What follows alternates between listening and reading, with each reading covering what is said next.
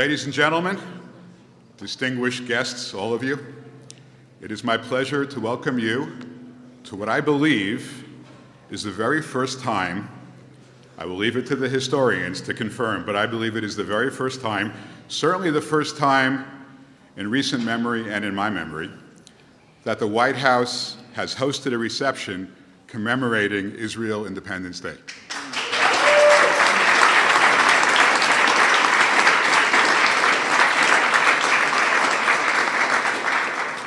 I would like to welcome today His Excellency, the Israel Ambassador to the United States, Ron Dermer,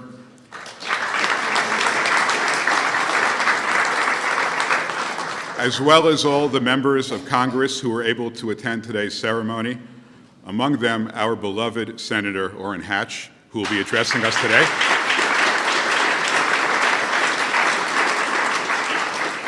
I'd like to welcome Treasury Secretary Steven Mnuchin,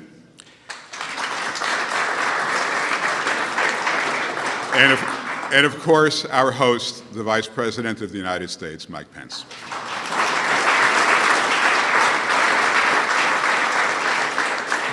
Just about a month ago, I experienced the greatest honor of my life. In this very room, I was sworn in as the United States Ambassador to the State of Israel. This extraordinary honor was twofold.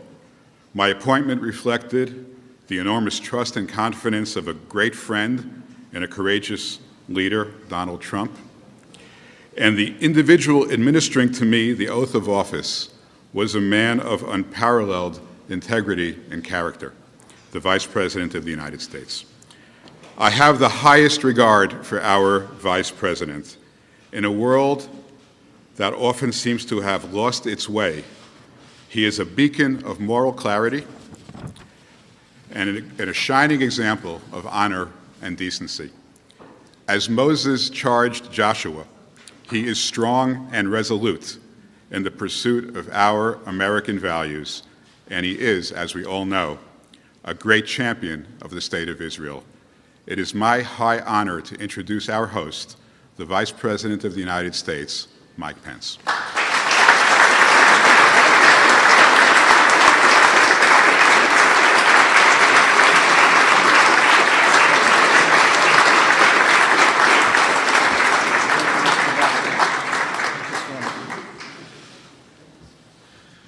Well, thank you, Mr. Ambassador. Thank you all for being here. And on behalf of the First Family, welcome to the White House.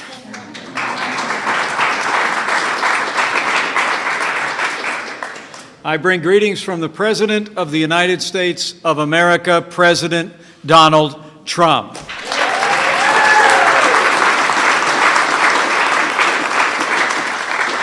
And on behalf of President Trump, just a few minutes ago, I had the distinct honor to wish a happy Independence Day to Prime Minister Netanyahu over the phone as we celebrate the 69th anniversary of the independence of America's most cherished ally, the Jewish state of Israel.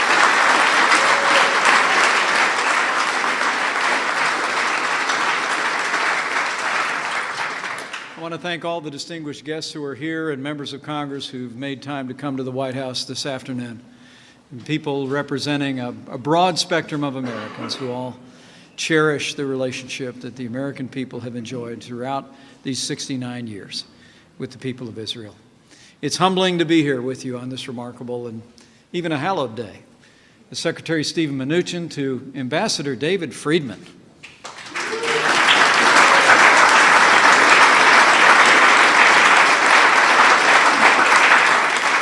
To Senator Orrin Hatch, who has been a great, great champion for Israel all these many years in the United States Senate. Distinguished members of Congress, including Congressman Peter King, who's with us today.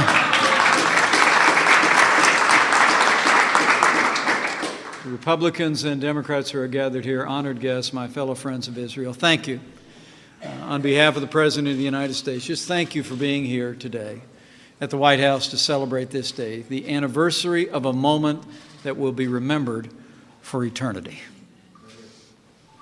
You're all here, all of you, regardless of your home, your creed, because on this day, the 5th day in the month of Iyar, in the Hebrew calendar in 1948, nothing short of a miracle occurred. On that day, in the ancient and eternal homeland of the Jewish people, the state of Israel was reborn in our country.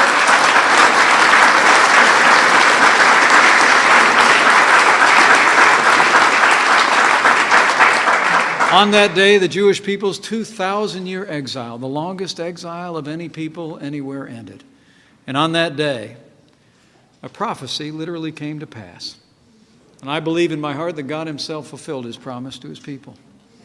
The Lord God tells us in the old book, "Behold, I will cause breath to enter into, and ye shall live." And Israel lives today.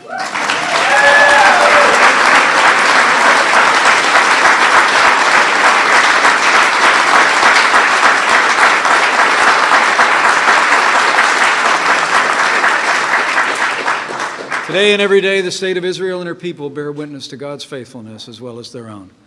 How unlikely was Israel's birth? How much more unlikely has been her survival? And how confounding against all odds, both past and present, has been her thriving. Since the moment of their independence, the Israeli people have awed the world with their strength of will and their strength of character. They've turned the desert into a garden, scarcity into plenty, and the people of Israel have turned hope into a future of security and prosperity. And at all times, in war and in peace, the people of Israel, the Jewish people, have held their heads high. Every day, Israel takes the curses and slanders of too much of the world and turns them into blessings. The dignity of the people of Israel rebukes all who condemn them, not for what they do wrong, but they condemn them for what they do right. And under President Donald Trump, let me assure you of this: if the world knows nothing else, the world will know this: America stands with Israel.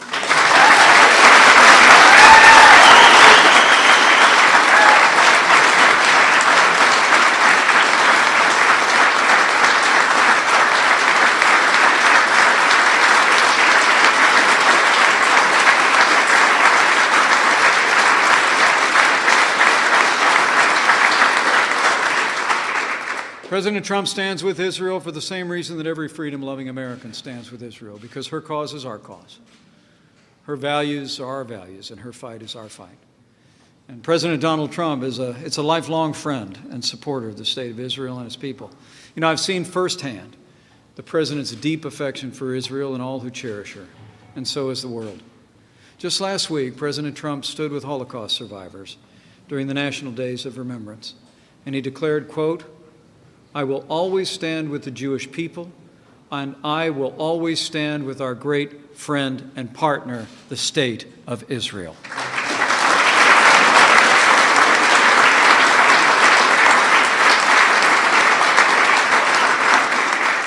For my part, my Christian faith compels me to cherish Israel, as well as our deep alliance and historical ties.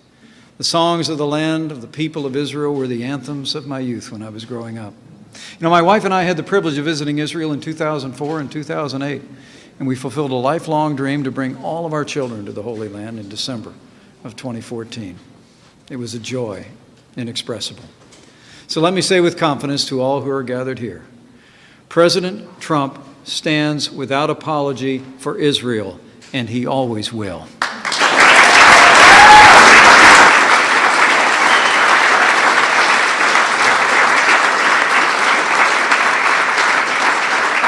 Just look at the actions our president has taken since he took office. The president named David Friedman to represent the United States of America in Israel.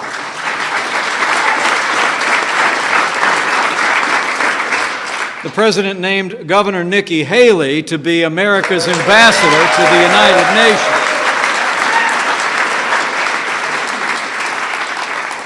And the President of the United States, as we speak, is giving serious consideration to moving the American embassy in Tel Aviv to Jerusalem.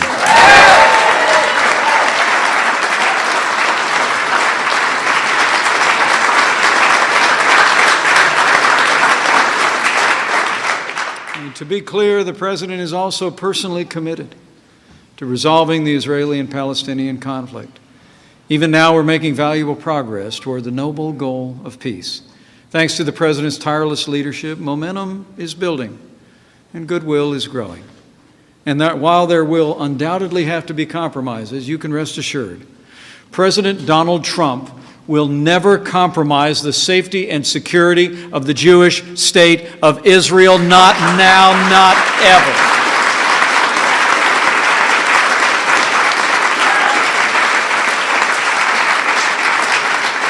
President Trump has made it clear America stands alongside Israel as friends and as allies, as together we confront those enemies who threaten our people and all that we hold dear. Since the moment of their nation's birth, there's hardly been a day when the people of Israel have not lived without war, or the fear of war, or the grim reality of terror. Know today that our prayers for the safety of the people of Israel, each and every day, go from the hearts of the American people to heaven. And know that Israel does not stand alone.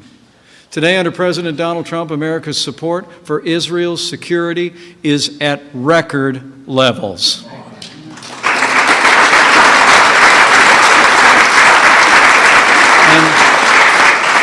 And in President Trump, America has a leader who will call our enemies by their name. And I want to promise you, as the fight even goes on now in the precincts around Mosul in Iraq, even in northern Syria and Afghanistan, this president is determined to keep his promise to the American people. ISIS is on the run, and we will hunt down and destroy ISIS and terrorist organizations at their source so they can no longer threaten our people, our allies, and our most cherished ally, Israel.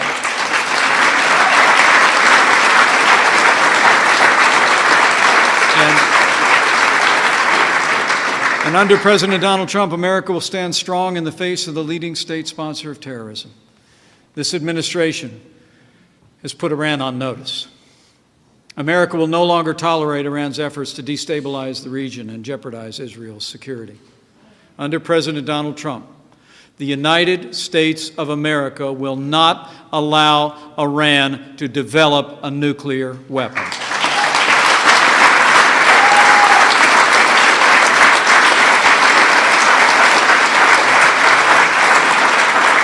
This is our solemn promise to you, to Israel, and to the world. History attests that enmity toward the Jewish people often turns from evil thought to evil action.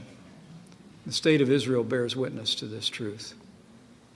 On this day, so many years ago, only 3 years after the horrors of the Holocaust, Israel was given life by a people who had looked into the eye of the angel of death. The Jewish people had persevered through history's darkest hour. For in that darkness shine the light of faith, of hope, and of love. It was faith that led the Jewish people to return to their ancient homeland. It was hope that spurred them to strive with all their strength for a brighter future. And it was love for each other and a love for freedom that has inspired the Jewish people to greatness at the hour of Israel's birth and every hour since. And so today we celebrate and we marvel at all that Israel and her people have accomplished. We praise their vigilance and resolve in the face of crisis and condemnation, and for their enduring courage in this time of widening challenges and unknowable threats. And today we remember the sacrifice of those who gave so much for Israel's existence, and for those brave men and women who stand sentry at this very hour. Israel is an eternal testament to the undying fortitude of the Jewish people, to the unfathomable power of human freedom, and to the unending faithfulness of God. Indeed, though Israel was built by human hands, it's impossible not to sense that just beneath her history lies the hand of heaven. For as God tells us in His Word, speaking to His people so long ago, I know the plans I have for you, plans to prosper you and not to harm you, plans to give you hope and a future. I believe these words are as true today as they were in millennia past, and so I say with confidence, with your help, with God's help, through the strength and courage of the people of Israel and all who cherish her, and with President Donald Trump in the White House. The best days for Israel and America are yet to come. Thank you very much. May God continue to bless and protect Israel and the people, and may God bless America.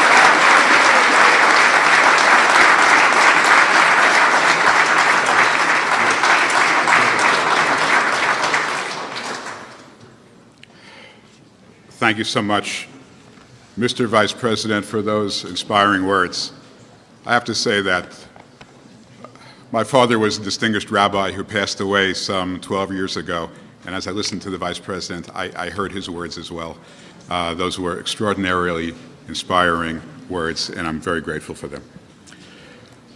Ladies and gentlemen, Chag Yom Ha'atzmaut Sameach L'chol Ohavei Medinat Yisrael. Happy Israel Independence Day to all those who love and admire the State of Israel.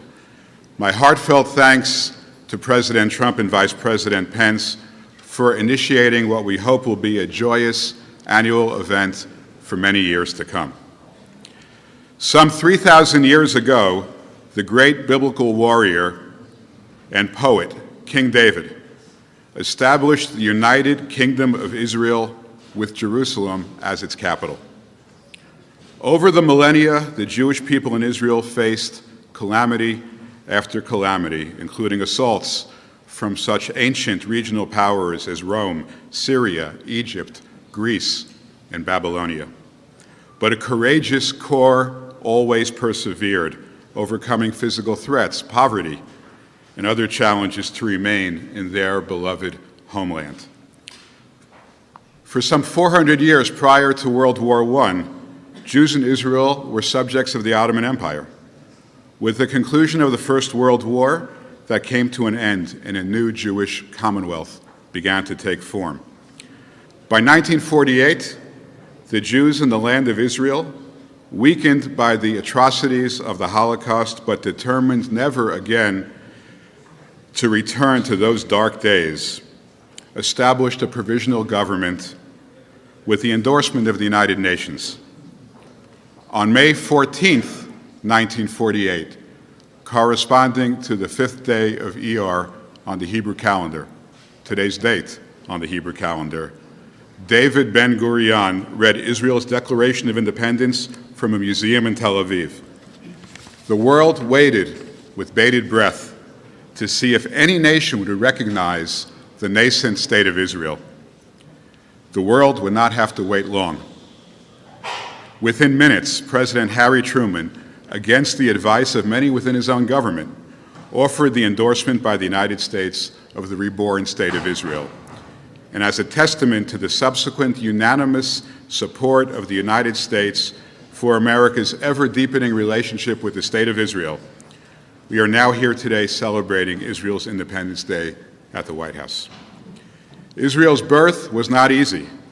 Many of its citizens paid the ultimate price for their country's freedom in both full-scale and limited wars from 1948, 1957, 1956, 1967, 1973, 1982, 2008, 2012, and 2014, not to mention intifadas and countless terrorist attacks.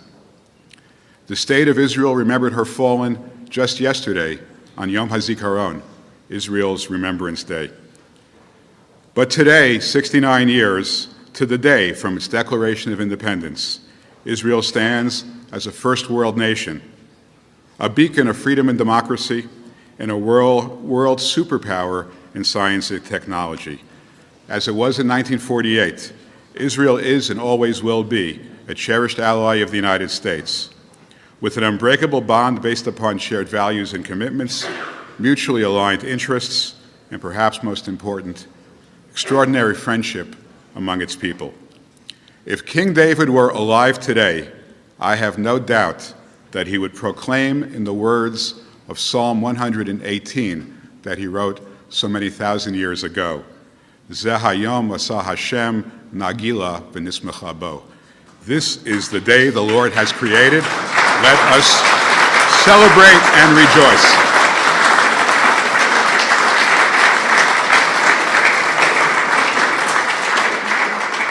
It's now my pleasure to introduce the first of our two remaining speakers.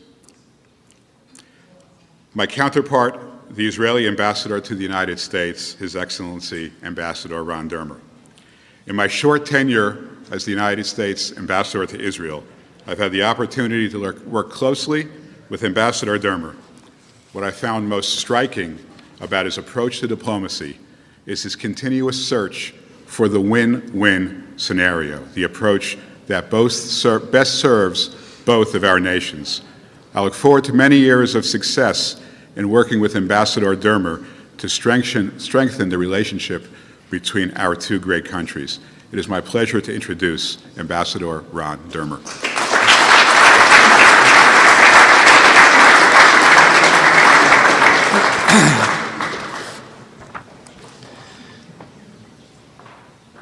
I want to thank Vice President Pence for hosting this special and even maybe historic event, and for his profound friendship to the Jewish people and to the Jewish state.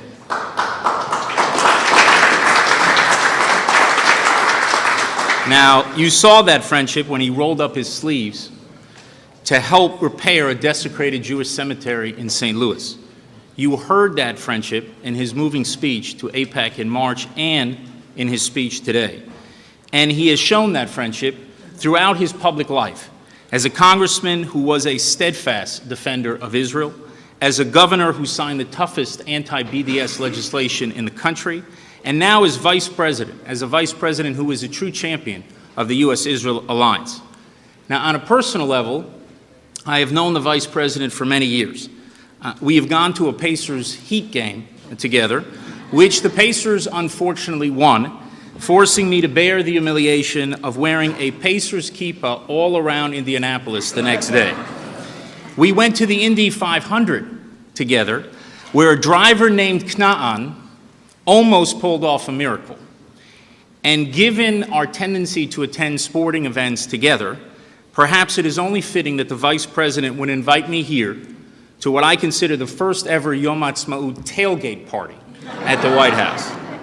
I want to thank the President pro tempore of the Senate, Senator who is here today, and you'll hear from him in a couple of moments. Senator Hatch has been a tremendous friend of Israel throughout his career and literally wears Israel close to his heart, literally.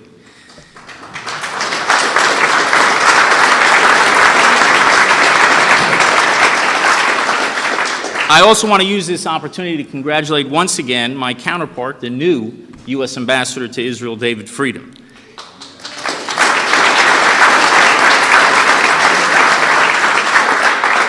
As I told David last week, good ambassadors figure out the pulse of a country. Great ambassadors can feel the pulse of a country. And that's why David is going to be a terrific ambassador to Israel.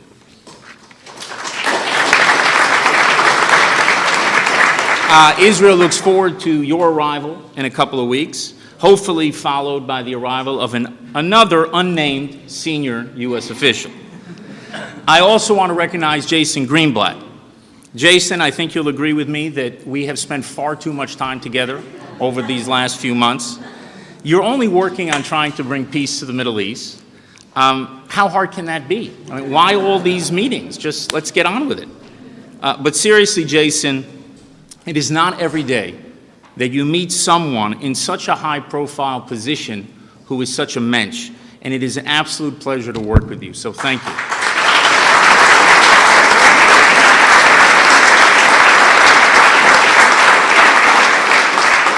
Now, usually I have to provide the biblical portion of the evening, but I think that was covered.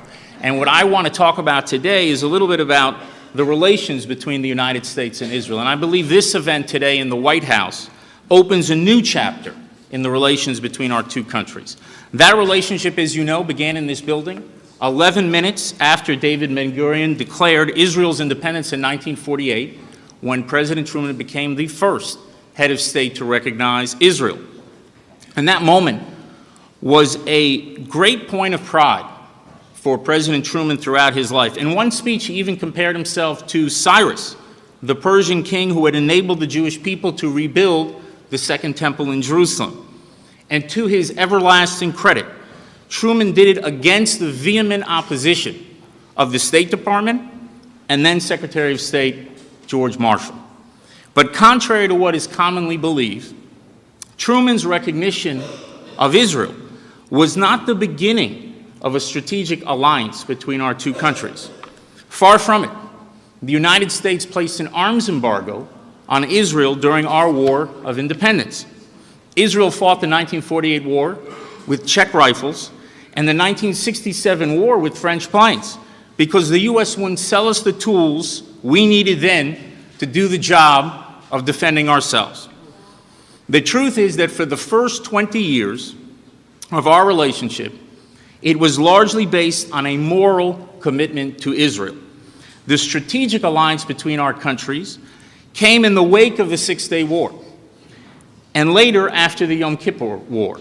As Israel proved its prowess and resilience on the battlefield, American policymakers began to appreciate that Israel was not merely a moral cause, but a strategic asset that the United States sought to strengthen in order to help address the formidable challenges it faced in the Middle East. That was true for the last 2 decades of the Cold War, and that has been true since the rise of militant Islam as a force in our region and beyond. Today, the strategic relationship between our two countries stands, I believe, on the cusp of a new era. President Trump and Prime Minister Netanyahu both seek to upgrade our alliance and forge common policies to thwart the great dangers we face and to seize the great opportunities. Ladies and gentlemen, in recent years, some have spoken of the demise of the special relationship between the U.S. and Israel. They were wrong then, and they are even more wrong now. Exactly 3 years ago, on Israel's Independence Day, I said I believe that Israel would be the most important ally of the United States in the 21st century, for 2 reasons. First, because the most dangerous security challenges facing the United States, I should say, will continue to emanate from the Middle East for a long time to come. In the coming years, Israel's importance to America as a reliable ally and a formidable military power in a very dangerous region is likely to become more critical, not less critical, for protecting America's security interests. Second, the 21st century is a century of knowledge, in which prosperity in the developed world will be driven primarily by a country's ability to innovate. There are 2 great centers of innovation in the world today. One is in Silicon Valley, and the second is in Israel. In the coming decades, Israel's value as a global technological power in agriculture, water, cyber, automated vehicles, and other areas will make it increasingly important for the prosperity of American companies and American citizens. But beyond security and prosperity, beyond the more closely aligned policies of our 2 administrations, I believe there are even deeper forces that will bring America and Israel closer together. Like our shared values, the idea that all are created equal in the image of God, that no one is above the law, that compassion for the most vulnerable is a sacred obligation, ideas which have been a moral compass for generations of Americans. Those ideas were first championed thousands of years ago by the prophets of the Jewish people, and today are fused in the national identity of the Jewish state. As these values come under further attack in a region where women face rampant discrimination, Christians are decapitated, minorities are decimated, gays are hanged, Israel will increasingly stand out as a beacon of humanity and decency that will bring our countries together. But above all, we will be brought together by a shared sense of destiny, because America and Israel, as many people in here know, are not merely countries. We are causes. America has long been what Lincoln called the last best hope on earth, a beacon of opportunity for people across the world that is entrusted by history with securing liberty's future. Israel is the hope of the Jewish people, offering opportunity for all its citizens, Jewish and non-Jewish alike, and that is entrusted by history with securing the Jewish future. These causes imbue each country with a profound sense of purpose that complement and reinforce one another and engender a deep and abiding sense of solidarity. That is why tens of millions of Americans support Israel in a way they support no other country in the world. And that is why Israelis mourn America's tragedies and rejoice in America's triumphs like no other country in the world. That is why on Israel's Independence Day, so many Israelis also fly American flags outside their homes and on top of their cars, and why a celebration like this one can happen in the White House. On behalf of Israel, I want to thank President Trump, Vice President Pence, and the entire Trump administration for this profound expression of friendship. I am confident that working closely with you in the years ahead, the alliance between America and Israel will become stronger, deeper, and more powerful than ever. Chag Sameach.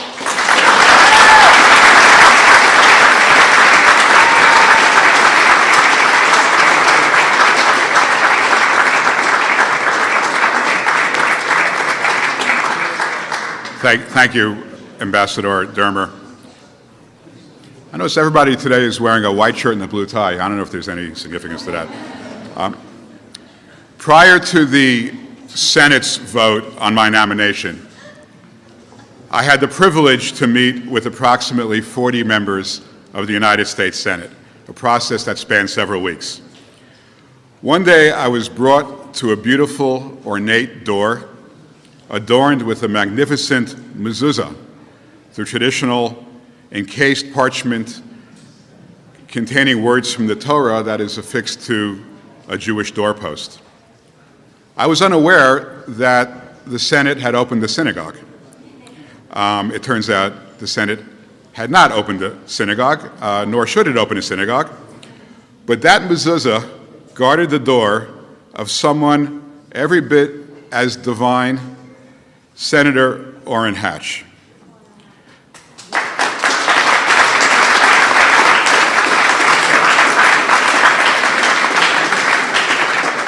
Senator Hatch is the longest-serving Republican senator in the history of the United States, and his accomplishments are so numerous and exemplary that I could not possibly do justice to them.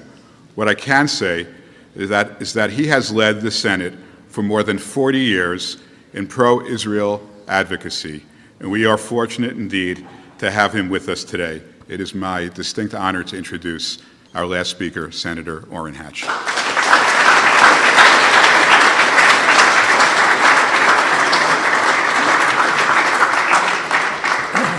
Well, thanks, my friend. I really appreciate you, and I'm so happy that you're in the position that you're in. I have to say, I've enjoyed every minute of this, and I'm really glad that President Trump and the Vice President have not only permitted this to happen, but have asked that it happens here in the White House. And I really appreciate this on behalf of all of you who support Israel so strongly. There's nobody supports Israel more than I do. And of course, you know, in Utah, we have a large freshwater lake 40 miles south of a large salt lake. And people think there's quite a parallel between Israel and Utah because of that. But it isn't because of that there's a parallel. It is that the vast majority of people in Utah, at least 60% of them, are Mormons, who actually are the strongest supporters of Israel outside of Jewish people in this country and in the world. We love Israel. We study what we call the Old Testament. We review it virtually every other year, completely. We believe in you. We support you. And I'm honored to be here at this invitation of the Vice President I love participating in Hebrew holidays and traditions, so much so that I've been called the most Jewish Mormon in Congress. And I'm proud of that moniker, and coincidentally, I turned 83 just a couple of weeks ago.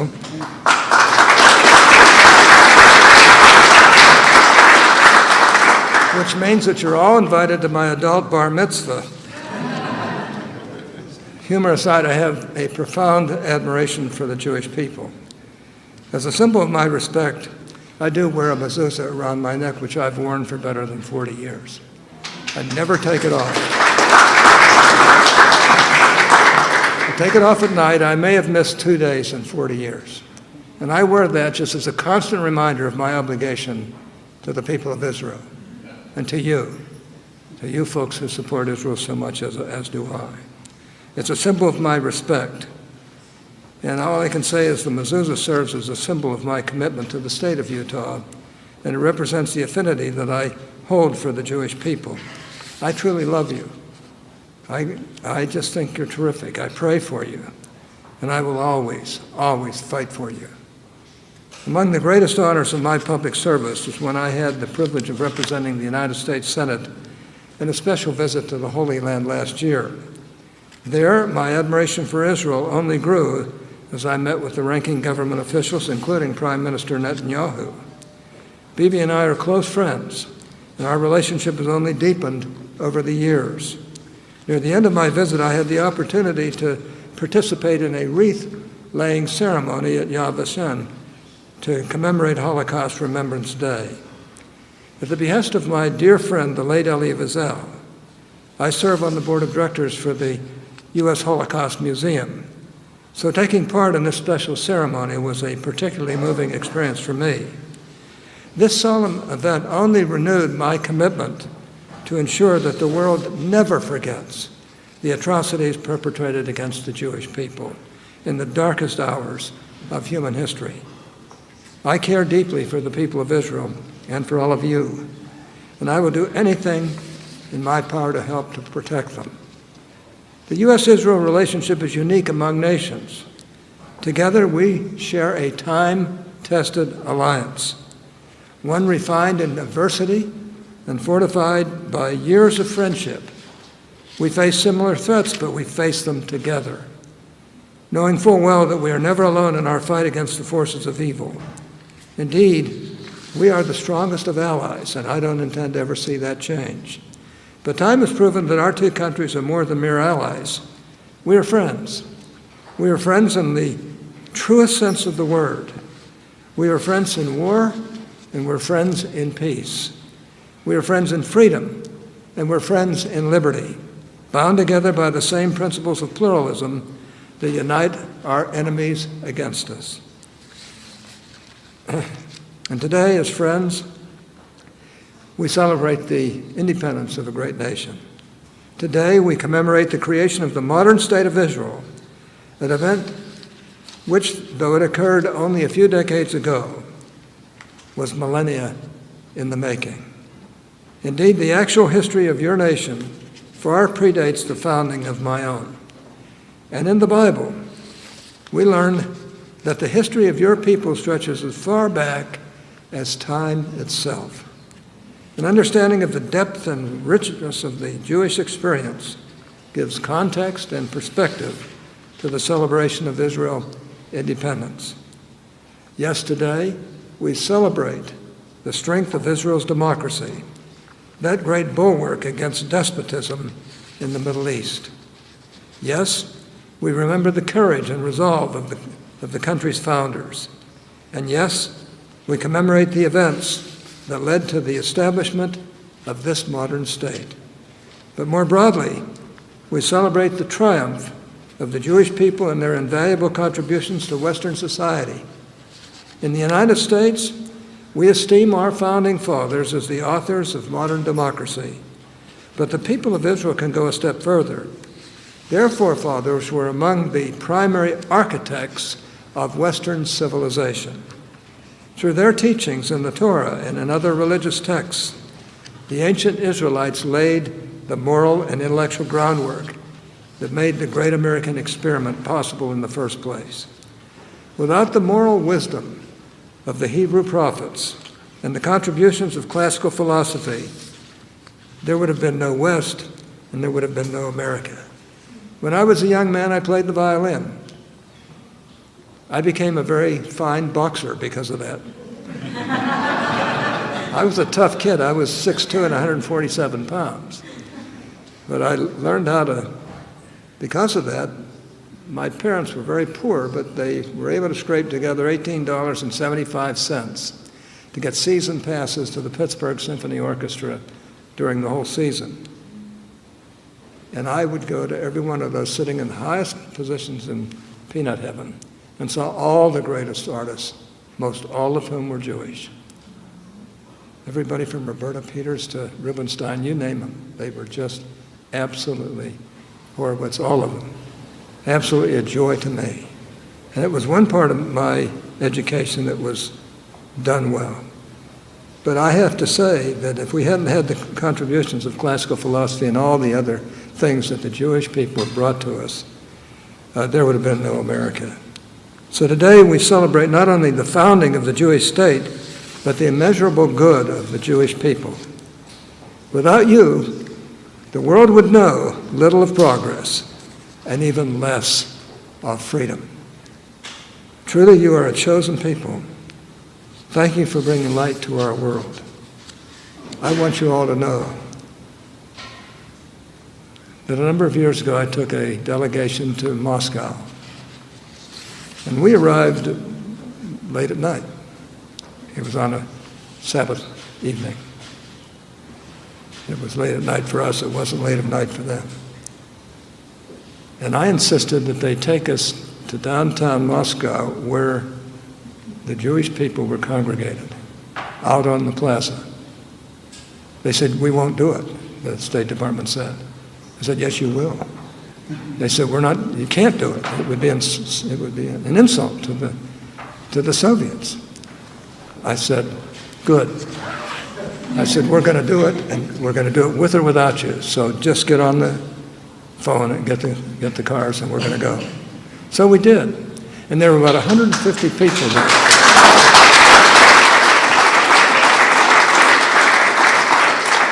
Well, thank you. I didn't think that was an applause line, but there were about 150 to 200 people there. Of course, there were KGB agents intermingled with them. And they were so happy to see someone from America who was willing to come down and be seen with them. I'm sure we caused an international incident with that, but the fact of the matter was that at that particular point, I made a big fuss about Anatoly Sharansky with the Soviets. And when we were there last May in Israel, they had a big celebration, Yad Vashem, and they seated me in the front row in this huge congregation. And when Bibi Netanyahu went to go, he nodded to me. We're great old friends. And following him was none other than Anatoly Sharansky, who came over to me and hugged me with tears in his eyes. I love that man. I love Bibi. I've loved every Jewish prime minister, regardless of how much different they all were. They were all exceptional people, from Menachem Begin right on down to today. You've never had a better one than Bibi Netanyahu, I'll tell you that. But they were all great men. And I really appreciate it. I just wish that I had met the great woman prime minister, which I hadn't had the privilege of doing. Let me just close by saying, I admire you folks. I love you folks. I want to be there for you folks. I am going to be there for you folks as long as I live. And I'm just grateful that I had this great privilege of coming and associating with you, catching the spirit of all of you people. It comes through. It's a spirit of freedom. It's a spirit of joy. It's a spirit of love. But above all, a spirit of freedom. God bless you.